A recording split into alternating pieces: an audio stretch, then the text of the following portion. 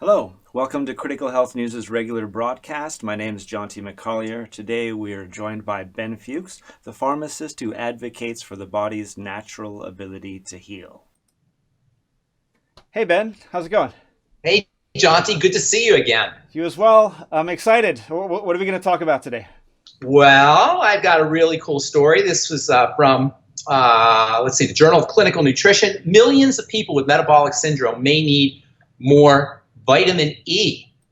New research has shown that people with metabolic syndrome need significantly more vitamin E. Vitamin E deficiency is one of the more common, it may actually be the most common of the vitamin deficiencies. Consistently, studies show that 80 to 90%, a huge amount of Americans don't get enough vitamin E.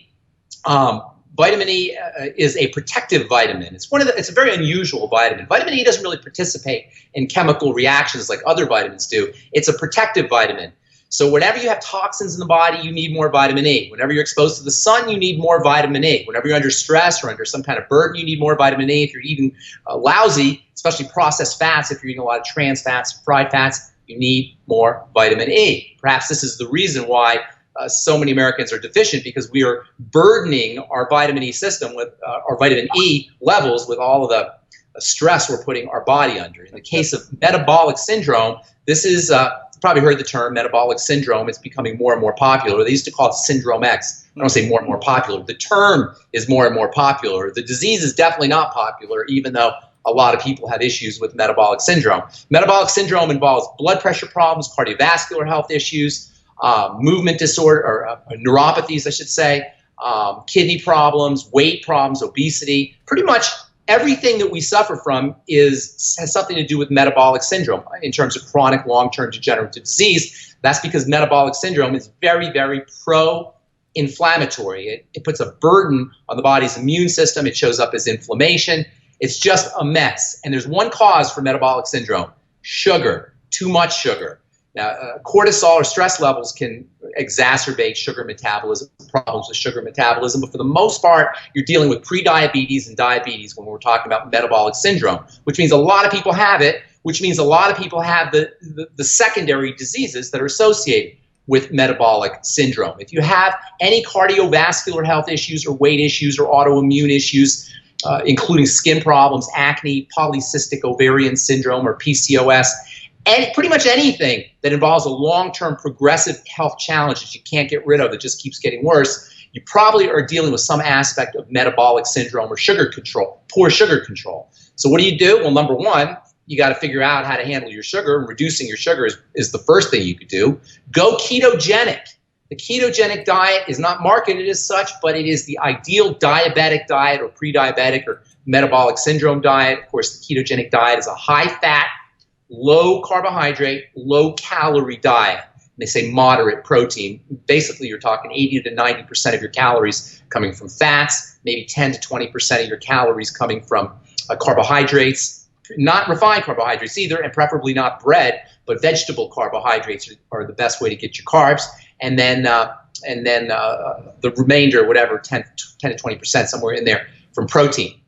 You can also use nutrients like chromium, vanadium, niacin, selenium, these blood sugar metabolizing nutrients. And as we learn here in this article from the American Journal of Clinical Nutrition, vitamin E, don't forget your vitamin E. It's hard to get vitamin E from food. Vitamin E is only found in seeds and nuts, high-fat foods that have concentrated amounts of polyunsaturated or omega fats will have vitamin E in it. Fish will get you a little bit of vitamin E. Assuming the fish are wild fed, that they're eating their native diet, that they're not farm fed. Farm fed fish don't have the same nutritional status or nutritional value ultimately as a food that wild fish have. Of course, then you have to deal with toxins with fish, but you got to do what you got to do.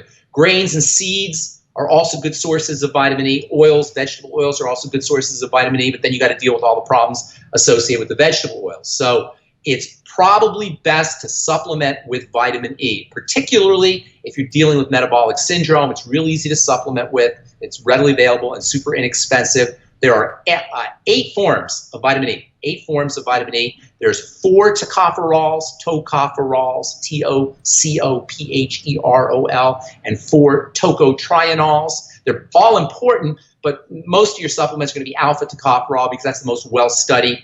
And in parts of the body, at least in the skin, most of the vitamin E is alpha tocopherol. For skin protection, vitamin E is awesome. Eating vitamin E, you get some protection by applying it on your skin, actually. It has some sun protective properties. But if you're going to be laying out in the sun or you're enjoying a summertime playing golf or tennis, you're out on a cruise, make sure you're getting enough vitamin E. Also, if you have eye problems, vitamin E is very important for the eyes because it protects the eyes from oxidation. That is the burning effect of solar radiation. So if you just want to protect your eyes, or if you're dealing with cataracts or glaucoma or macular degeneration, vitamin E is definitely advised. It's advisable to make sure you get supplement vitamin E. Most eye vitamins will have some vitamin E in it. So great supplement, vitamin E, very underappreciated because it doesn't involve itself in chemistry like other vitamins. It's more like a guardian, a protective vitamin. More fats you eat, if you're dealing with metabolic syndrome or your body's under really any kind of stress, sugar stress, of course. Sugar is a major stressor, but even just psychological stress or stress from digestive toxins, think about supplementing with vitamin E. And last thing, it's awesome for the brain. Vitamin E is very important for folks who are dealing with dementia or don't want to be dealing with dementia or cognitive health issues. 400 international units a day is a good place to be. Try to use a blend of mixed tocotrienols and mixed tocopherols if you can. If not, alpha tocopherol is probably the way to go. Okay, is there a specific Youngevity product that you would recommend? Vitamin E is one of those that you need to have more than you're going to find in any specific Youngevity products. The Youngevity products will get you some vitamin E, but personally, I would be taking extra vitamin E, especially if you have any of these needs like metabolic syndrome or excessive sun exposure, or you have cognitive issues, etc. Well, I've definitely been getting some excessive sun exposure as well as the kids. Get yourself some vitamin E. Be looking into that. I know my mother swore by it, and she would put it on a scar to try and help. Well, that's a little bit of a myth. You're not going to really take care of a scar topically, but vitamin E for sun protection is definitely a good idea. And then also topically, it is stored in the skin. The skin is a reservoir of vitamin E because obviously the skin is exposed to the sun. So nature has figured out that it needs to be delivering vitamin E to the surface of the body, and indeed it's mostly alpha tocopherol with a little gamma tocopherol, which is another form of vitamin E that is found in the skin. So applying it topically to protect yourself from the sun. That's a very interesting point, by the way, Jonty. We're obsessed with topical chemical sunscreens. We never think of alternatives to topical chemical sunscreens because it's so easy and the doctor tells you you're supposed to put it on. Let me tell you something.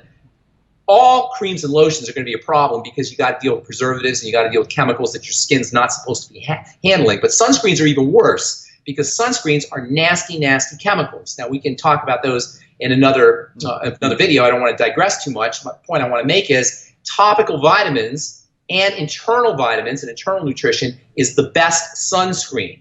And that means not only taking supplements, not only eating foods like pigmented foods, reds and blues and greens and yellows and oranges in order to get these sunscreen-like materials, but also making sure you're digesting them, making sure you're absorbing them into the blood across the intestine. If you have irritable bowel syndrome or ulcerative colitis or Crohn's disease, or you had a gallbladder taken out, or you got a liver problem, all of these are going to compromise the absorption of these skin protective and solar protective nutrients, and you're going to have more sensitive skin. You're going to find you're burning more readily, and you're going to think you need more sunscreen when what you actually need is to work on your digestive system and make sure you're using nutrients that will help the body, help the skin handle the sun. The blood actually delivers these nutrients to the skin where they're deposited. And so facilitating the absorption and utilization of nutrients at the level of the digestive system is very important. Also, circulating the blood, helping the blood circulate and helping the lymph circulate, like by exercise, by moving,